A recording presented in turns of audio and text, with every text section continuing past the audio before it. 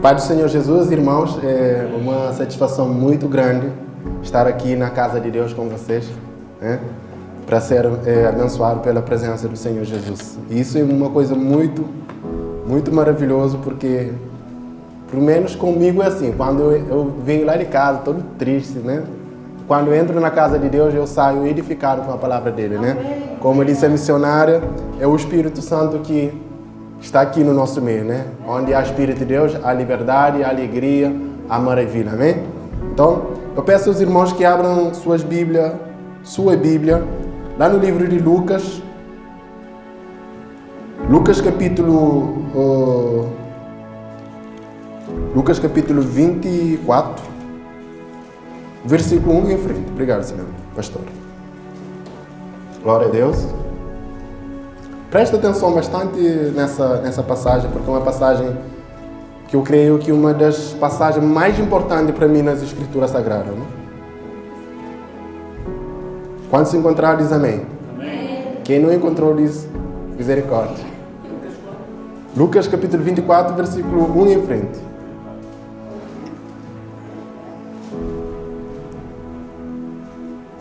Glória a Deus.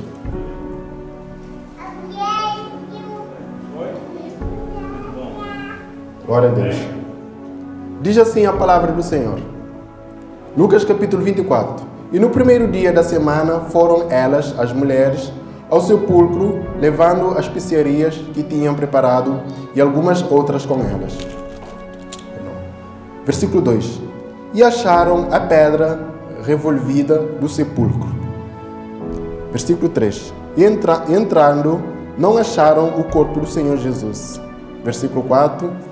E aconteceu que, estando elas muito perplexas a esse respeito, eis que pararam junto delas 2 homens com vestes resplandecentes. Outras escrituras diz que é anjo, tá bom? Disseram,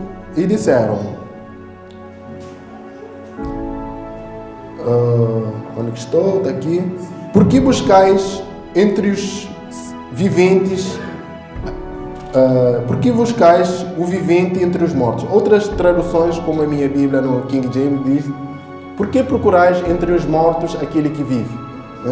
Versículo 6. Ele não está aqui, mas ressuscitou. Lembrai-vos como vos falou, estando ainda em Galiléia. Amém? Abra comigo agora lá no livro de Êxodo, capítulo 12. Êxodo, capítulo 12. Glória a Deus.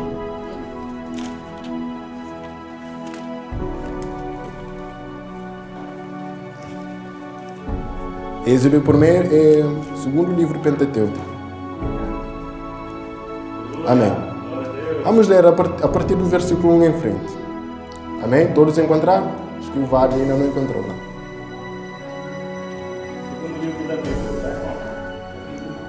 Capítulo 12, versículo 1 em frente. O título da minha Bíblia está A Instituição da Primeira Páscoa. Não sei como que está na sua. A Instituição da Primeira Páscoa. Diz assim: E falou o Senhor a Moisés e a Arão na terra do Egito, dizendo... Pastor, pode desligar, por favor? Vou virar para lá. Versículo 2. Vou ler de novo. E falou o Senhor a Moisés e a Arão na terra do Egito, dizendo... Este mês vos será o princípio dos meses. Este vos será o primeiro dos meses do ano. Versículo 3. Falai toda a congregação de Israel, dizendo... Aos 10 desse mês, tome cada um para si um cordeiro, segundo as casas dos pais. Um cordeiro para cada família. Versículo 4. Mas se a família for pequena para um cordeiro, então tome um só com o seu vizinho, perto da sua casa, conforme o número das almas. Cada um conforme ao seu comer. Fareis a conta conforme ao cordeiro. Versículo 5. O cordeiro ou cabrito será sem mácula, o macho de 1 ano, o qual tomareis das ovelhas ou das cabras. Versículo 6. E guardareis até o 14º dia desse mês, e todo o ajuntamento da congregação de Israel o sacrificará à tarde. Versículo 7.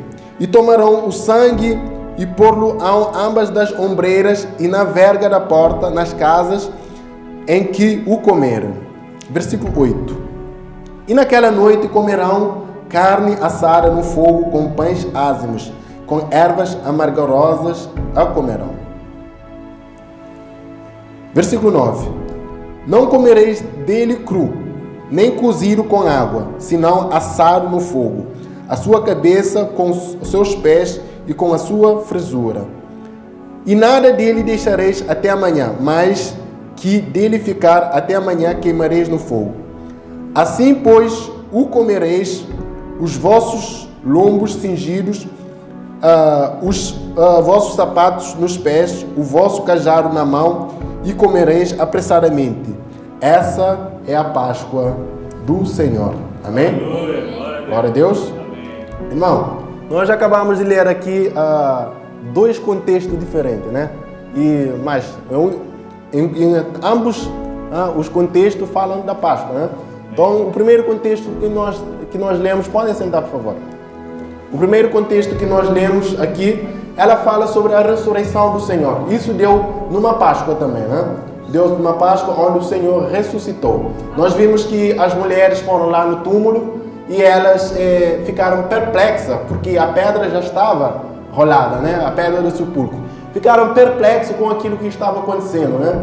Então apareceram anjos, Lucas retrata como dois homens. Disseram, por que vocês procuram entre os mortos aquele que vive? Mas ele não está aqui, ele ressuscitou. Então, e isso aconteceu numa Páscoa, né? Na Páscoa, onde o Senhor ressuscitou. E outro contexto que nós vemos aqui, a Bíblia fala sobre a primeira Páscoa instituída. Vejam só a diferença. Essa Páscoa que o Senhor ressuscitou para nós cristãos, nós comemoramos Páscoa naquele dia, né? E para os judeus também naquele dia, mas só que eles comemoram de uma forma diferente. Então, daqui a pouco, como vocês sabem, vamos comemorar a Páscoa. Daqui a pouco, daqui a uma semana vai ser a Páscoa, onde o mundo comemora a Páscoa, onde as duas vertentes, maiores vertentes da religião no mundo comemoram essa data, tanto o judaísmo como o cristianismo, né? Então, nós temos três coisas aqui que eu quero trabalhar com vocês. Primeiro, a Páscoa comemorada pelo mundo. Segundo, a Páscoa comemorada pelo judaísmo. Terceiro, e a Páscoa dos cristãos, a nossa Páscoa, amém? Irmão, vê-se por aí, está muito alto, né? Vê-se por aí muitas pessoas comemorando a Páscoa de uma forma equivocada, de uma forma errada. Eles têm tirado a glória de Deus, que é de Deus, e têm colocado a glória nas outras coisas. Por exemplo, no mundo onde nós encontramos a sociedade, ela nos imputa na nossa mente, a maioria das vezes, que a Páscoa deve ser a celebração de ovo de Páscoa, coelho, chocolate, mas esse não é o verdadeiro sentido da Páscoa, né? O mundo comemora a Páscoa dessa forma, né? A ênfase que eles dão na Páscoa é chocolate, ovos e coelho, né? É só você sair nas maiores redes de TV, você vê lá um coelhinho, nos maiores filmes, o coelhinho lá, ovo de Páscoa lá, mas nós cristãos não. Nós não devemos dar ênfase nisso. A Páscoa devemos dar a nossa ênfase no texto de Lucas capítulo 24 que eu li para vocês. Então, eu posto como o defensor do Evangelho, eu irei falar para vocês o verdadeiro sentido da Páscoa. Esse é o título da minha mensagem, o verdadeiro sentido da comemoração da Páscoa, né? Então, o texto que rege a primeira comemoração da Páscoa é o Êxodo capítulo 12, onde Deus instituiu a Moisés e Arão para que o povo comemorasse essa data. Amém? Deixa eu ver onde está, aqui. Achei, está aqui. Então, meus irmãos, então, dito isso, eu quero dizer para vocês o texto que rege, o texto que fala, que dá ênfase sobre a primeira comemoração da Páscoa.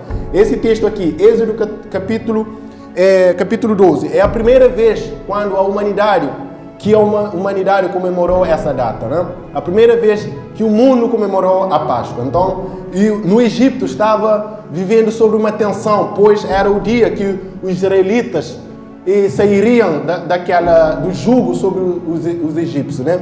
Então Deus mandando, instituindo a Moisés para que fizesse essa festa, para que eles comemorassem, né? Então a Páscoa, nós vimos que primeiro o que se come no Páscoa? Um cordeiro, né? Segundo, ervas amargas. Terceiro,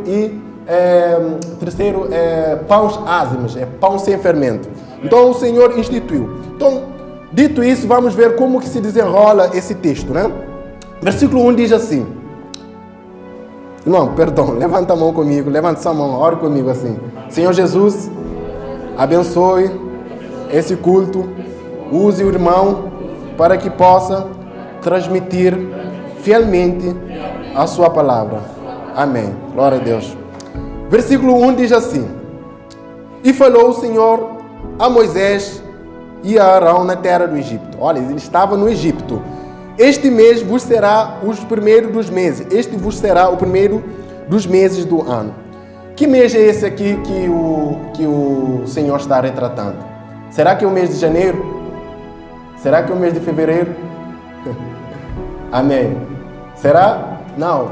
A Bíblia diz que o primeiro dos meses, olha aqui que o contexto aqui é judaico.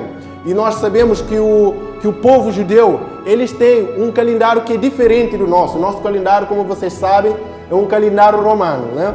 Então, para nós, o calendário romano, o primeiro dos meses é o mês de janeiro. Mas para eles, o primeiro dos meses é o mês de Abib, que é abril, né? Abril é o primeiro dos meses para o judaísmo. Então, para os judeus, o primeiro dos meses é Abib. Segundo os estudiosos, Abib cairá em março ou abril, mais ou menos, mas nós sabemos que é abril, né? Então, a população judaica comemora essa data que foi instituída por Deus lá no Egito, né? Quando o povo estava lá sobre o jugo egípcio. Então, Deus instituiu essa data, Abib, que mais tarde veio ser conhecido por Nissan, né? O termo usado por Neemias e Esther, né?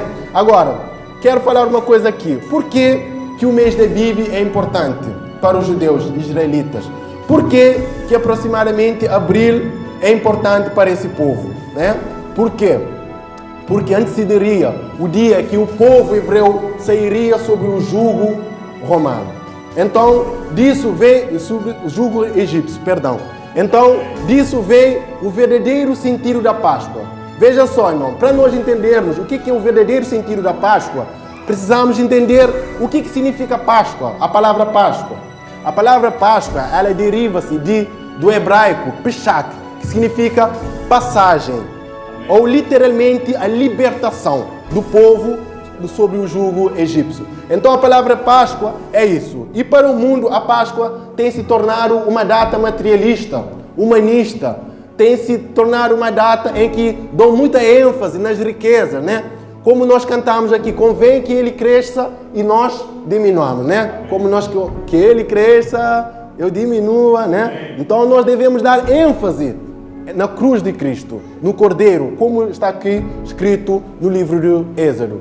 A Páscoa tem sido, dão mais ênfase em Cordeiro, em ovo de Páscoa, dão ênfase no coelhinho, dão ênfase no chocolate, mas estão deixando a cruz de lado, né? Como diz as Escrituras, João 3:30, convém que ele cresça e eu diminua. Então, a Páscoa tem sido uma festa materialista, onde visa lucro. Se você perceber, um dos maiores festas que é feito, a Páscoa e o Natal é a festa que mais os empresários arrecadam. Então, tornou-se uma data materialista. Mas isso não é o verdadeiro sentido da Páscoa. O verdadeiro sentido da Páscoa está aqui. Êxodo capítulo 12. Amém? Então, eu disse aqui que a Páscoa, ela é o dia que o Senhor escolheu para libertar o seu povo sobre o jugo egípcio. Para libertar o seu povo sobre o jugo do faraó. Então, Deus pediu a Faraó que lhe deixasse, através de Moisés, que deixasse o povo partir. Que deixasse o povo para partir para o deserto, para oferecer sacrifício a ele no deserto. E o Faraó, a Bíblia diz que o coração do Faraó endureceu. E com isso, Deus resolveu mandar 10 pragas. Quem conhece as 10 pragas do Egito aí? Deus mandou a primeira praga, coração de Faraó endurecido. Mandou a segunda praga, coração do Faraó endurecido. Mandou a terceira, quarta, quinta, nona praga, coração de Faraó endurecido. Até que Deus decidiu enviar a 10ª praga, a mais mortal, a mais catastrófica e mais letal. Quem sabe qual é essa praga? A morte dos primogênitos. Olha só, irmão, os primogênitos ocupavam uma posição importante na sociedade. Para os pais, os primogênitos era tão importante, não só porque eles iriam dar continuidade na linhagem, mas também por causa de qualidades especiais de vida e força. É o que está escrito lá no livro de Gênesis. Gênesis 49, Jacó dizendo: Rúben, tu és meu primogênito, minha força, princípio do meu vigor, a mais excelente em alteza e a mais excelente em poder. Veja como é supervalorizado o primogênito. Não só porque dava continuidade à linhagem, né? Mas também por causa da excelência e da força e vigor. Representa força e vigor. Então, mas aqui, a linhagem real no Egito e tinha um primogênito, o filho do faraó. Tinha que dar continuidade à linhagem real. E Deus decidiu enviar a 10ª praga para que ceifasse a vida de todos os primogênitos do Egito. Com isso, irmão, Deus fez uma aliança com o povo de Israel. Nós lemos aqui que Deus fez uma aliança dizendo: aos 10 desse mês, tome cada um para si um cordeiro, segundo as casas dos pais. Um cordeiro para cada família.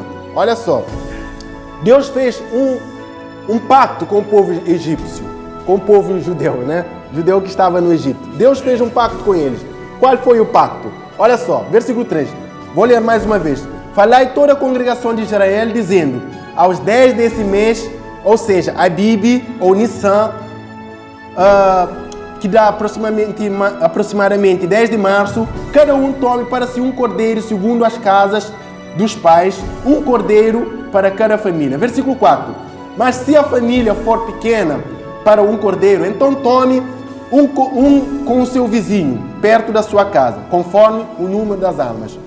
Cada um conforme o seu comer. Fareis a conta conforme o cordeiro. Versículo 5. O cordeiro será sem mácula, o macho, olha a profecia, de um ano, os quais tomareis das ovelhas.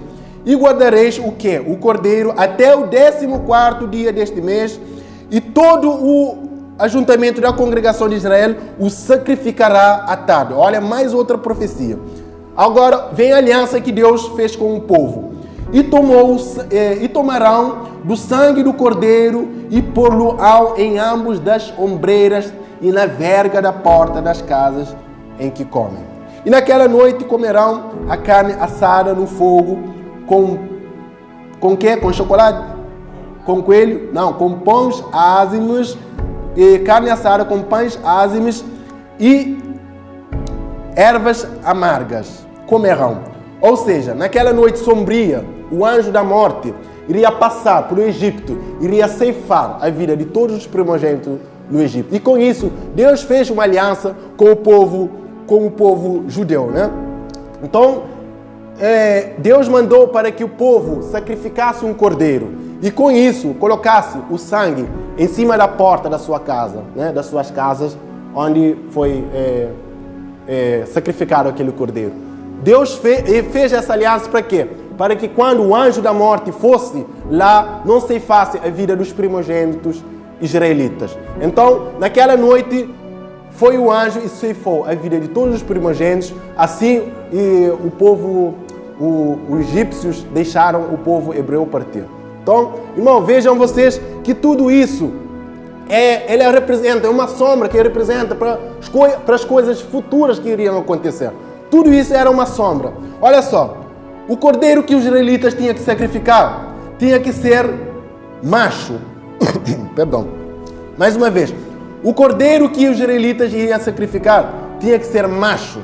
Olha só, interessante isso. O anjo Gabriel vai lá, fala com José, diz assim: a virgem conceberá e dará à luz a um menino, e pô-lo-á em nome de Jesus. Por quê? Porque ele salvará o seu povo do seu pecado. Ele não só será macho, mas também o cordeiro tinha que ser sem mancha, sem mácula, sem nenhum erro. Então, meu irmão, veja só, a Bíblia diz que aquele que não tinha pecado, por nós se fez pecado, para que nós pudéssemos ser feito a justiça de Deus. Então, mais outra profecia que eu quero dizer para você, que o cordeiro iria ser sacrificado perante toda a congregação de Israel à tarde. Quantas horas Cristo foi crucificado? À tarde, perante a congregação de Israel. Olha só que coisa interessante, meu irmão. Agora, o cordeiro que tinha que ser sacrificado. Então, veio a época, muitos anos passaram, e João Batista encontrou-se batizando no deserto. Este é o Cordeiro de Deus que tira o pecado do mundo. Então, dito isso, Jesus foi batizado, ele disse para que cumprisse toda a justiça. Então, Jesus, como o apóstolo Paulo disse, é o nosso Cordeiro Pascual que foi sacrificado. Amém? Agora, Jesus viveu seus 33 anos sem pecado. Seus 33 anos, uma vida reta perante Deus e perante a sociedade. Então, ele, com isso, despertou inveja do povo hebreu. Despertou inveja dos líderes sacerdotes que perseguiram ele e até mandaram ele para a cruz, né? Certa noite, Jesus disse aos apóstolos: em verdade vos digo, que hoje mesmo vocês escandalizarão e fugirão, porque está escrito, ferirei o pastor e as ovelhas ficarão dispersas. E Pedro, achando superior aos outros discípulos: Senhor, de jeito nenhum eu vou te negar, de jeito nenhum eu vou fugir quando a chapa esquentar. De jeito nenhum eu vou fugir quando os judeus virem. E Jesus, fitando os olhos de Pedro: Simão Pedro, em verdade te digo, antes que o galo cante, tu me negarás 3 vezes. A Bíblia diz que reinou um silêncio naquela noite, né? Jesus foi para o Getsemane e Judas, o inimigo, já tinha entrado no Judas, já tinha feito que o Judas vá lá e dissesse o lugar onde Jesus passava a noite. Então, meus irmãos, o que acontece? Jesus, ele foi lá e Judas levou toda a comitiva, sacerdotes romanos, né? Os escribas, fariseus, para prenderem Jesus. Mas antes, Jesus estava orando e tirou Pedro, Tiago e João para orar com ele. Pedro, ele chamou logo Pedro, né? Porque o Pedro era o líder dos apóstolos. Pedro, vem orar conosco, vem orar comigo, Pedro. Porque a carne é fraca, o espírito está pronto, mas a carne é fraca. E Pedro, o que aconteceu? Dormiram os 3, né? Jesus vai lá, repreende eles: Pedro, e vocês não conseguem orar uma só hora? Jesus vai lá, ora de novo, ora, e ele ora agora mais intensidade. A Bíblia diz que um anjo teve que vir do céu para consolar ele. Consolar o quê? Não para ele desistir. Consolar não no sentido de, Jesus, tudo vai passar. Não, de incentivar ele a enfrentar a cruz. Então, ele ora mais uma vez, agora vai lá, acha os discípulos dormindo outra vez. Pedro, vai repreender Pedro mais uma vez. Ele volta e ora. Agora, a Bíblia diz que ele ora com mais intensidade, a ponto de chorar, né? Sangue, suor e sangue junto, meu irmão. Você consegue entender o que estava acontecendo lá? Mas ele chora agora ao ponto de dizer: Pai, se é possível, passa de mim esse cálice, sem que eu beba. Mas que cálice era esse? Será que era o medo dos judeus? Que cálice era esse? Era a santa ira de Deus que ia cair sobre sua cabeça. A Bíblia diz, como a Sara disse aqui, ele se fez pecado por nós. Então ele, naquele momento, a ira de Deus, que era cabível a mim e cabível a você, estava caindo sobre aquele homem. Amém. Estava caindo sobre Jesus. E ele chora, sangue e suor misturado, irmão. Ele chora naquele momento, chora: Pai, se é possível, passa de mim esse cálice, sem que eu beba. E os judeus chegaram, irmão, e prenderam ele. Chegaram com jura, prenderam ele. Agora ele teria que prestar conta perante o tribunal humano. Ele foi lá, frente do Pilatos. Pilatos disse: eu não vejo culpa nesse homem. Os judeus tentando conspirar: se o Senhor liberar ele, o Senhor é inimigo de César, porque nós temos só um rei que é César. Ou seja, eles estavam rejeitando o rei deles, né? Que se fez carne, que se fez homem. Quantos estão entendendo? Diz amém. Amém. Irmão, chegou a hora da crucificação de Jesus, o nosso Cordeiro Pascual, que foi crucificado, que foi trucidado naquela cruz. A Bíblia diz que ele, na verdade, Isaías 53, estava levando as nossas enfermidades. Naquele momento ele estava tomando as nossas dores. Olha como está escrito aqui. Foi por você. Foi por amor. Ele estava fazendo pecado por você, em nosso lugar. A Bíblia diz que o salário do pecado é a morte. A Bíblia também diz que todos pecaram, estão destituídos da glória de Deus. Esse destituído aqui significa estão fora da glória de Deus. Estão fora do céu, estão fora da casa de Deus. Mas Cristo veio para que nós pudéssemos ser feitos plenamente justos. Ele morreu naquela cruz pelos nossos pecados.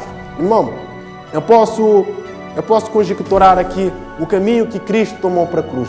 A via dolorosa, como se fala, né, nos tempos atuais. A via dolorosa, o caminho que Cristo tomou para a cruz. Ele foi lá, irmão, e encontrou as mulheres de Jerusalém chorando. Ele disse: filhas de Jerusalém, não pranteais por mim, antes pranteais por vocês. Por que ele disse isso? Porque ele viu profeticamente Hitler massacrando esse povo. Ele viu profeticamente o general Tito trucidando aquele povo 70 anos depois de Cristo, onde os judeus ficaram dispersos 70 anos depois de Cristo até os dias de hoje. Os judeus se encontram dispersos pelo mundo, né? Então, Cristo foi lá: não chorem por mim, mas chorem por vocês. Porque, se você lembrar, meu irmão, os judeus disseram que recaia sobre nossa cabeça o sangue dele. E o Pilato disse: esteja feito conforme vocês quiserem, né? Então, o sangue dele, a conta veio, né? O que Hitler fez com esse povo na Segunda Guerra Mundial foi lamentável, né? E Cristo estava vendo isso profeticamente e disse: não chorem por mim, mas antes chorem por vocês.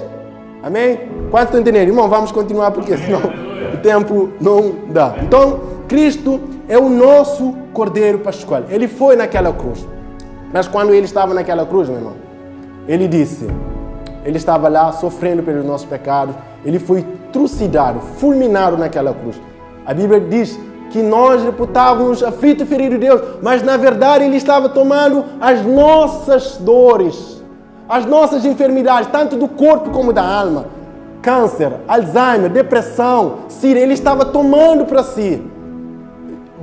Não sei se vocês perceberam, quando Cristo veio, ele curou o leproso, ele ressuscitou o morto, ele fez muitas maravilhas, devolveu visão aos cegos, ele ressuscitou o morto, ele fez milagres de maravilhas, né? Então, ele tomou para si naquele momento e ele foi para a cruz. E naquela cruz, os judeus, ele disse: Pai, perdoa-os porque eles não sabem o que fazem. Eles não sabem o que fazem. E os judeus zombando dele: olha, ele estava chamando por Elias. Por quê? Porque ele disse: Elohim, Elohim, lebak sabachthani, né? Não é assim? Né? Então, Deus meu, por que me abandonaste? Mas por que Jesus disse isso, se Jesus é Deus? Amém. Por que Jesus disse: Pai, Elohim, Elohim, lema sabachthani? Deus meu, por que me abandonaste? Lembrem-se, irmão, que a Bíblia diz que ele ficou em nosso lugar, que estava lá, era nós que estávamos lá, né? A ira de Deus ia cair sobre a cabeça dele. Então, ele foi crucificado. Diz a Bíblia: dito essas coisas, expirou. Antes de expirar, ele disse: está consumado. Uma palavra que eu gosto de usar muito, irmãos: está consumada. A palavra está consumada, no grego, é tetelestai. Tetelestai, ou seja, está consumado. O que significa tetelestai? Tetelestai é uma expressão quando uma pessoa vai fazer uma dívida com outra. Por exemplo, você vai fazer uma dívida com o banco. Quando você pagar a última parcela da dívida, vai dizer o banqueiro lá, ou o responsável: tetelestai, está pago. Ou seja, naquela cruz, ele diz: tetelestai, está pago o pecado de todos os homens que nele crêem. Amém? Irmão, hoje eu faço um convite para você: creia em Cristo. Creia em Cristo, porque ele ide por todo mundo, pregai o Evangelho a toda criatura. Aquele que crer, for batizado, será salvo. Aquele que não crer, será condenado.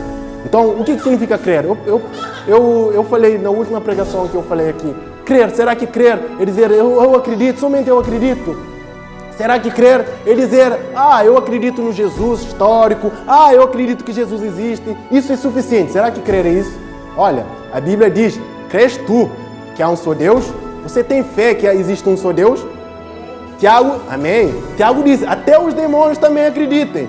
E por isso eles são salvos. E por isso Jesus vai levar ele para o céu. Não, nós temos que crer.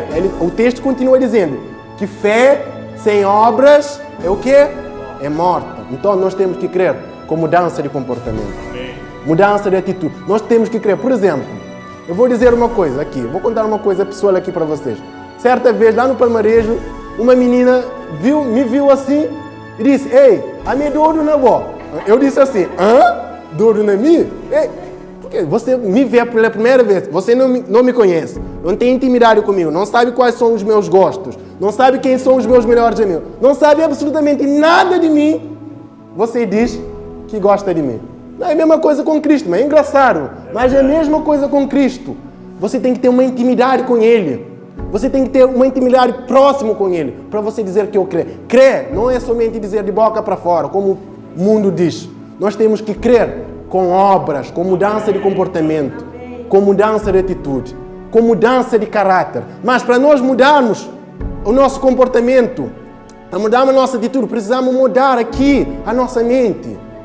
Nós temos que ter uma metanoia aqui na nossa mente, a nossa mudança de mente primeiramente. Então, aquele que crer, for batizado, será salvo. Nós temos que crer com atitude, viver uma vida devota a Ele. Nós temos que crer com santidade. Nós temos que crer com obra, com mudança de mentalidade. Por exemplo, eu vou dar um exemplo aqui. Quando eu criei em 2014, primeira vez que foi pregada a mensagem do nome de Jesus para mim, o que aconteceu? Eu disse, Deus, a partir de hoje eu vou largar tudo que não presta para te servir, para te adorar. Olha, crer com obras, com mudança de comportamento. Isso é maravilhoso, irmãos. Isso é muito maravilhoso. E com isso, vocês estarão preparando um lugar para Deus derramar o Espírito sobre a vida de vocês. Olha só o que Jesus disse. Eu vou subir, mas fiquem em Jerusalém, porque é em Jerusalém que vai ser derramado o Espírito Santo. Nós temos que estar no lugar apropriado. Nós temos que preparar o ambiente para receber o Espírito Santo. E se você quiser hoje, Deus pode derramar o Espírito Santo sobre você. Porque o ambiente aqui está preparado, né? Então, irmão, vamos continuar.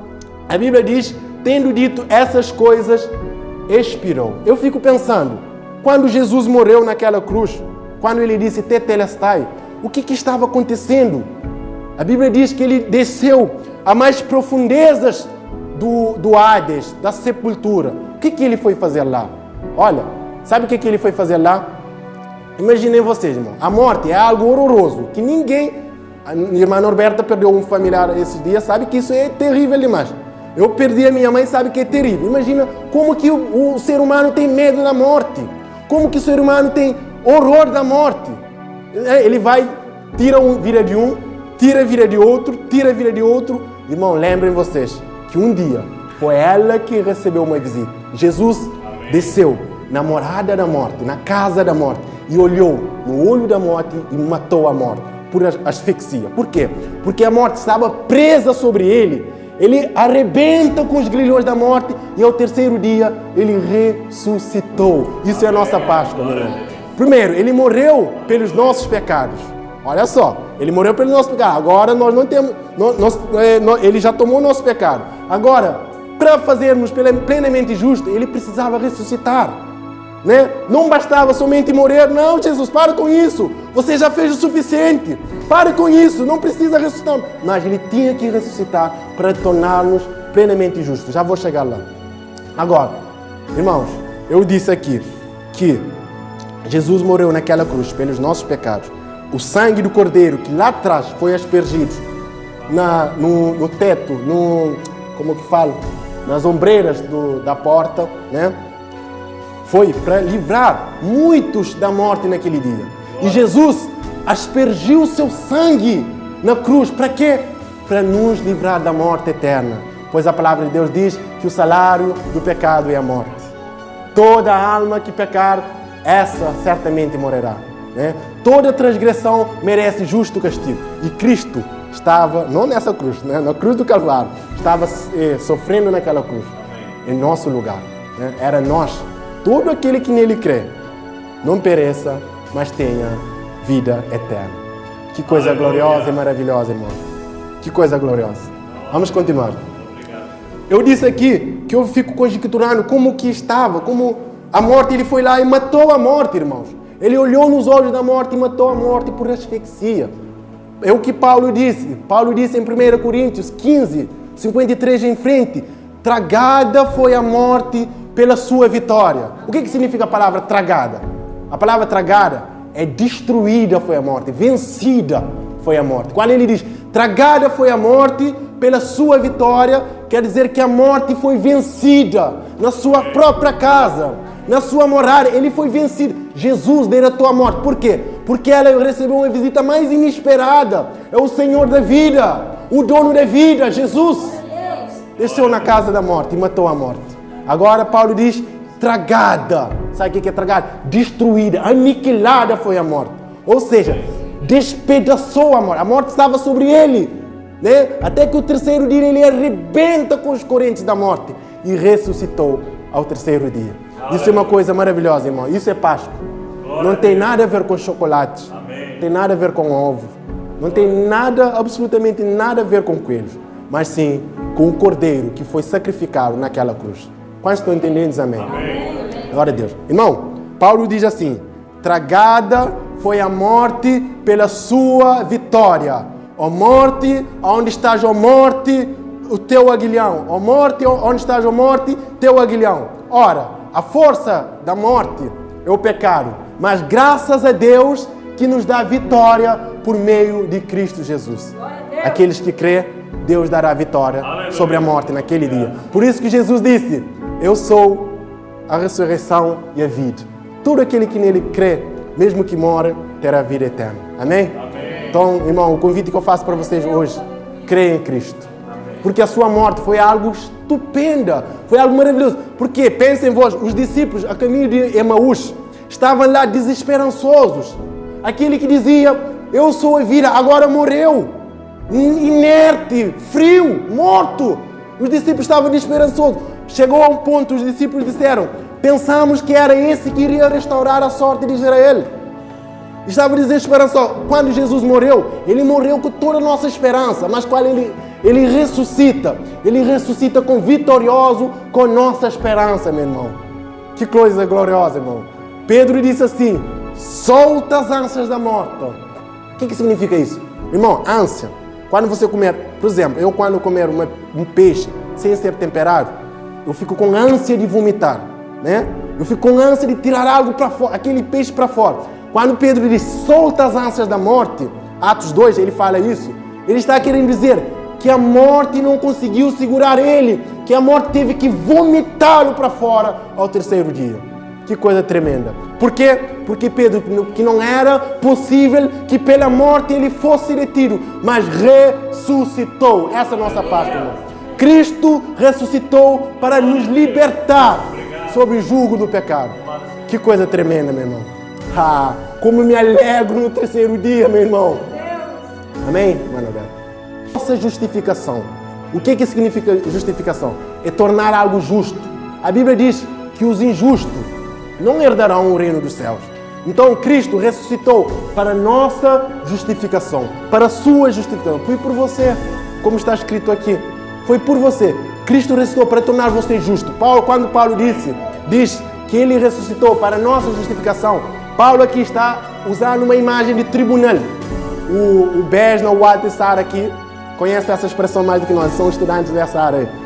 Tribunal, Paulo estava querendo dizer que Deus, a Bíblia diz que o salário do pecado é a morte. Quando Deus vai julgar, ele vai olhar aquele que creu em Cristo, aquele que teve fé, com mudança de comportamento, fé com obra em Cristo, aquele que tiver mente de Cristo, aquele que viver para Cristo, que viver com Cristo, Deus vai tornar aquele lá legalmente justo perante as leis divinas. Quando Deus vai condenar, quando Ele olha para você, Ele olha você à semelhança de Cristo. Por quê? Porque Cristo, morrendo naquela cruz, ressuscitando, Ele transmite a sua justiça para você. Você aqui, primeiro passo, crer. Segundo passo, arrepender. Terceiro passo, for batizado em nome de Jesus. Quarto passo, receber o Espírito Santo. Quinto passo, andar em santidade. Deus vai ver em você a imagem de Cristo. Uma pessoa como Cristo, Ele vai tornar legalmente justo. E assim você pode herdar o reino dos céus.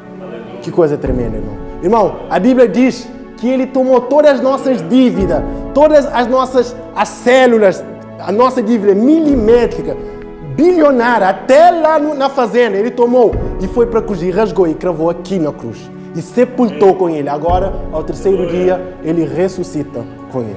Amém? Olha como Cristo é maravilhoso. Irmão, permita-me fazer essa pergunta para você. Você tem coragem de não apresentar o seu corpo como sacrifício vivo, santo, agradável? Depois de tudo que Ele fez por você na cruz? Você tem coragem em não procurar o reino de Deus e a sua justiça em primeiro lugar? Dar prioridade às coisas de Deus? Olha só o que Ele fez por você. Você acha difícil isso? Né? Abandonar o pecado de estimação? Olha só o que Cristo fez por você. Muito mais difícil do que isso, irmão. Imagina morrendo naquela cruz como maldito, porque está escrito: maldito todo aquele que for pendurado no madeiro. Ele se fez maldição em nosso lugar. Amém? Coisa tremenda. Vamos continuar. Glória a Deus. Irmão, então, irmão, Cristo ressuscitou para nos libertar sob o jugo do pecado. Amém? Isso é Páscoa, meu irmão. Não tem nada a ver com o que o mundo fala. O sacrifício de Cristo em prol de muitos. O sacrifício de Cristo naquela cruz por todos. Né? Agora, quando Ele ressuscita, diz assim: ide por todo o mundo, proclamai o Evangelho a toda criatura. Aquele que crer e for batizado será salvo. Aquele que não crer será condenado. Proclamai entre as nações. É isso que nós estamos fazendo hoje aqui. Proclamar a palavra de Deus para você. Isso que o Sileno e a Nádia está aqui. Proclamar a palavra de Deus. Está a ordem. A grande comissão que Cristo deu para nós. Proclamar a palavra de Deus a todas as pessoas. Isso é maravilhoso. O túmulo está vazio, irmão. Isso que nós devemos proclamar. Que Cristo ressuscitou para que nós podemos exultar aos céus. Não tem nada a ver, meu irmão, com coelho. Não tem nada a ver com ovo de Páscoa. Não tem nada a ver com essas balbúrdias todas. Tem a ver com Cristo Jesus. Olha só. Olha, a Bíblia diz que tudo é por Ele e para Ele. Então, tudo deve ser apontado para Ele, irmão. Tudo deve ser apontado para Ele. A Páscoa deve apontar para Ele. O Natal deve apontar para Ele. Tudo é por Ele e para Ele. A Bíblia diz: eu sou o Alfa e o Ômega, o princípio e o fim. O que quer dizer Alfa? Alfa, primeira letra do alfabeto grego. Quer dizer o início, primeiro, o início. Tudo começou, tudo surgiu através dele, por Ele. Ômega, o que significa? Última letra do alfabeto grego. Mas ômega não significa, última letra só significa última letra do alfabeto grego, mas também que ômega é a convergência de todas as coisas. Ou seja, tudo que deu nele origem é para que Ele receba a glória, a Ele o poder, a Ele a exaltação pelos séculos dos séculos, meu irmão. Que coisa tremenda. Isso é Páscoa, meu irmão. A Páscoa, meu irmão, deve apontar para Ele. Como nós cantamos aqui, convém que Ele cresça e nós diminuamos, irmão. Nós temos que diminuir perante a presença gloriosa dele. Então isso é Páscoa, meu irmão. Deve apontar para Cristo. Eu já citei à frente que o cordeiro tinha que ser um macho, um menino, e o anjo foi lá, a virgem conceberá, dará um filho a um menino. Por-lhe-á nome Jesus, que Ele salvará o seu povo do seu pecado. Tinha que ser sem mancha, sem pecado. Aquele que não tinha pecado, por nós se fez pecado, para que nós pudéssemos ser feitos a justiça de Deus. Olha só, fala de Cristo. Eu poderia citar aqui o Salmo 24. Levantai, ó portas, as vossas cabeças. Levantai, ó entradas eternas, que entrará o Rei da Glória. Mas quem é esse Rei da Glória? O Senhor dos Exércitos, poderoso na batalha. Ele é o Rei da Glória. Aponta para Cristo, meu irmão. Na ascensão de Cristo em Atos 1. Em Lucas 24:47 diz que em seu nome pregasse o arrependimento por todas as nações, começando por Jerusalém. Dando essa palavra, Ele exulta os céus, tomado por uma nuvem, e cumpre esse Salmo 24. Os anjos lá: levantai, ó portas, as vossas cabeças, levantai, ó entradas eternas, que entrará o Rei da Glória. Como isso é possível, irmão? Irmão, como vocês sabem, presta atenção, que Ele desceu do céu em espírito, pousou no ventre de uma virgem. Mas quando ele vai exultar ao céu, ele sobe com um corpo, um homem glorificado, um corpo glorificado. Quando ele exulta ao céu, cumpre os salmos que está escrito lá que o Davi escreveu. Levantai, ó portas, vossas cabeças. Levantai, ó entradas eternas, que entrará o Rei da Glória. Aí um anjo olha lá, mas quem é esse Rei da Glória? Quem esse homem pensa que é para entrar nos portais eternos? Quem é esse homem para entrar? Esses portões não estão disponíveis para homens. Aí um anjo aparece lá no céu, mais uma vez. Levantai, ó portas, vossas cabeças. Levantai, ó entradas eternas, que entrará o Rei da Glória. Aí mas quem é esse Rei da Glória? Esses portões não estão disponíveis para homens. E Cristo chega, um anjo diz assim: calha a boca, o Senhor dos Exércitos, Ele é o Rei da Glória. E Ele está entrando por esses portais. Antes, meu irmão, Ele disse assim: toda autoridade foi me dada nos céus e na terra.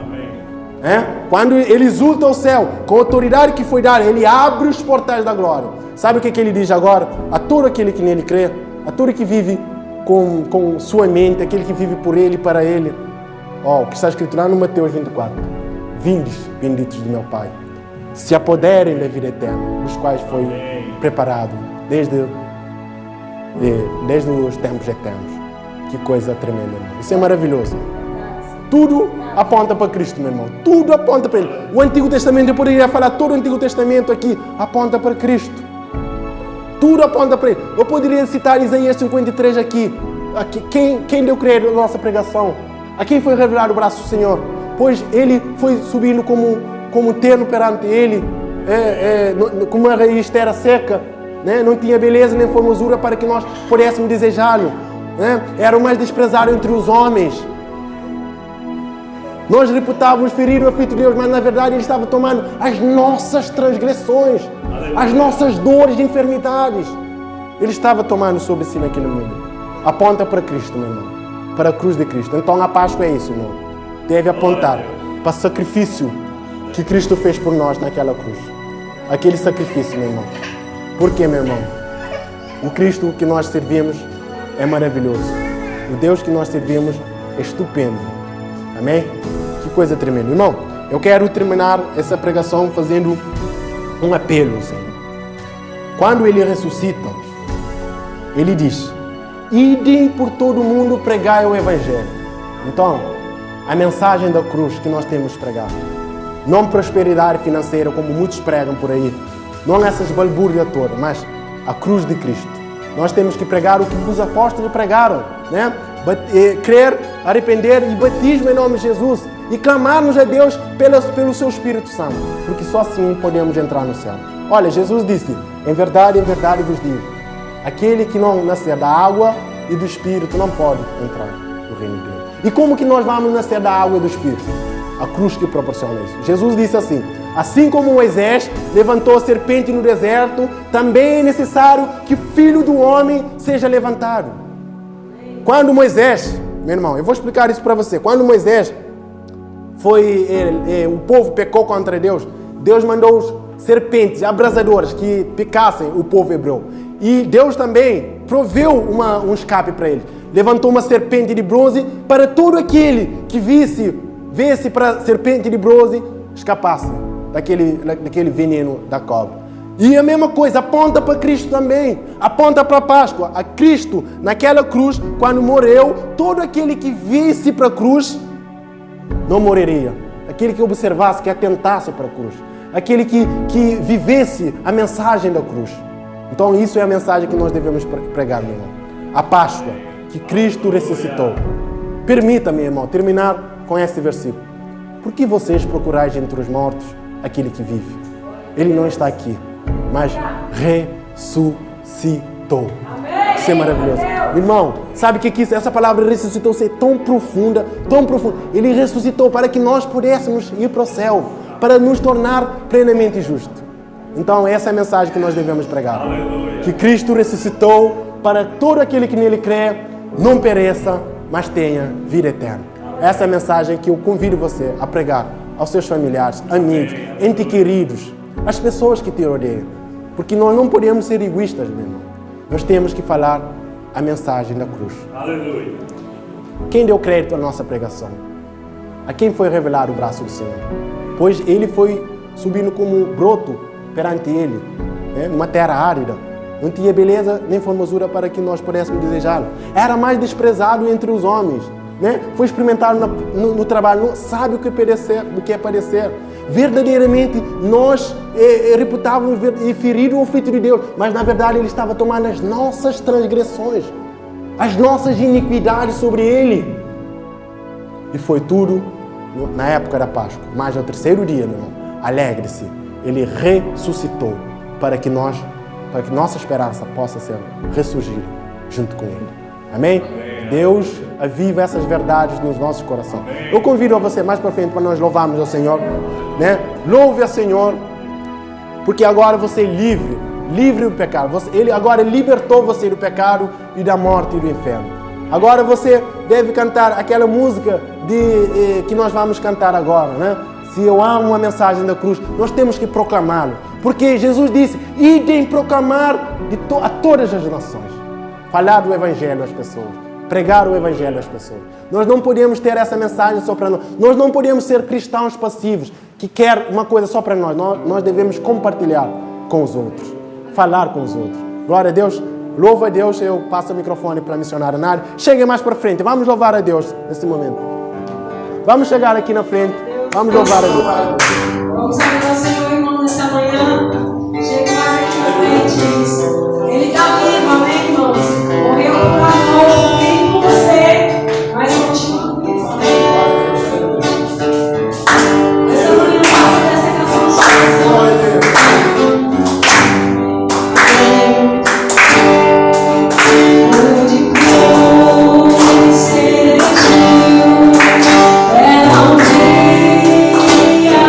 Fugiu.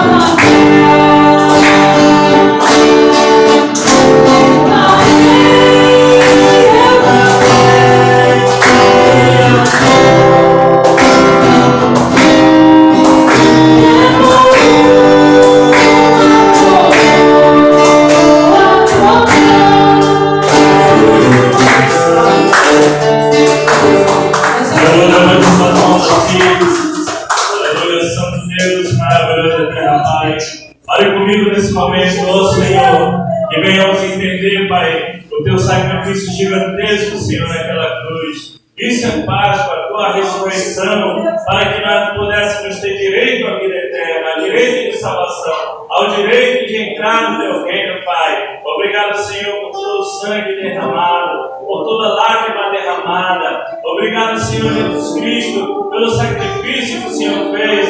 Obrigado por ter deixado o teu trono lá no céu, lá no teu reino, e descido aqui, Senhor, por amor a mim, por amor a meus irmãos, por amor, Senhor, a toda a humanidade, para que todos não pereçam na condenação, mas que todos tenham o direito da vida eterna. Pai, na manhã deste domingo, Senhor, nós estamos aqui, Senhor, para louvar a Ti, Senhor, e agradecer o Teu nome por esse grandioso sacrifício, por aquilo que o Senhor tem feito por nós, e nós nem merecemos, Pai. Nós Te louvamos e Te agradecemos. Obrigado, Jesus, por todo o sacrifício. Deus, nos faz entender, Pai, que aquilo foi por amor a nós.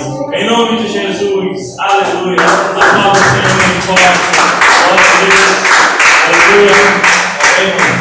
Estamos adorando com a paz do Senhor Jesus Cristo.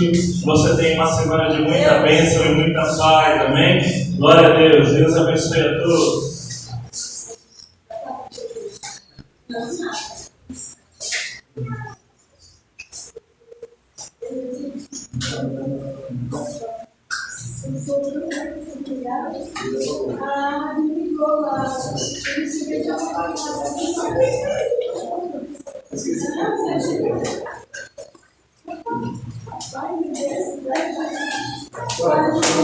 Irmãos, Vem tirar a foto.